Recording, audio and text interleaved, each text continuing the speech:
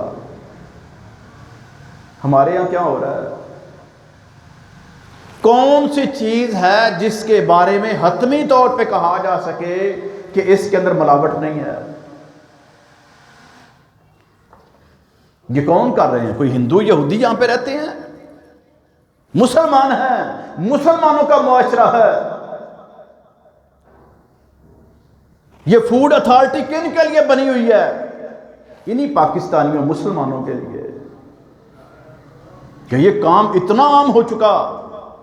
Hotel پہ جائیں کھانا کھائیں تو بندہ کہتا ہے کہ یار مرچیں بڑی ڈالی ہیں، کچھ دیر کے بعد پتہ چلتا ہے کہ یہ مرچوں کی وہ کڑواہٹ نہیں ہے بلکہ یہ تو زبان کاٹی جا رہی ہے، تو کیمیکل ڈالے ہوئے انہوں نے۔ اور ایسا ایسا گند کھلایا پلایا جا رہا ہے دودھ کے اندر اور سبزیوں کے اندر اور پھلوں کے اندر، ایسے ایسے وہ انجیکشن لا رہے ہیں کہ بندہ پریشان ہوتا ہے کہ یا اللہ یہ کیا ہو رہا ہے۔ تو ان نمازوں کا، جمعوں کا، خطبات کا مقصد فقط خالی وہ رہبانیت نہیں ہے،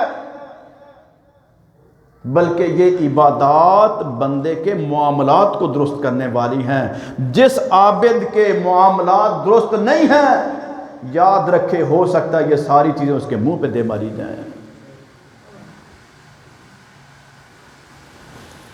اللہ رب العالمین نے ان معاملات کو پیش کیا ہے کہ یہ جو معاملات ہیں آپ کے دیگر افراد کے ساتھ، وہ مسلم آپ کے پاس سکتا ہے، کوئی کافر آپ کے پاس آ سکتا ہے، اگر آپ کا رویہ درست ہوگا تو آپ کا یہ کردار سب سے بڑی دعوت ہوگی دین کی۔ اور اگر کردار ہی درست نہ ہوا، معاشرے میں بڑے مشہور ہیں جی حاجی صاحب ہیں، نمازی صاحب ہیں، بڑے تہجد گزار ہیں، قرآن کریم کی تلاوت بڑی کرتے ہیں، ذکر و اذکار بڑے کرتے ہیں، عمرے بڑے کرتے ہیں، حج بڑے کرتے ہیں۔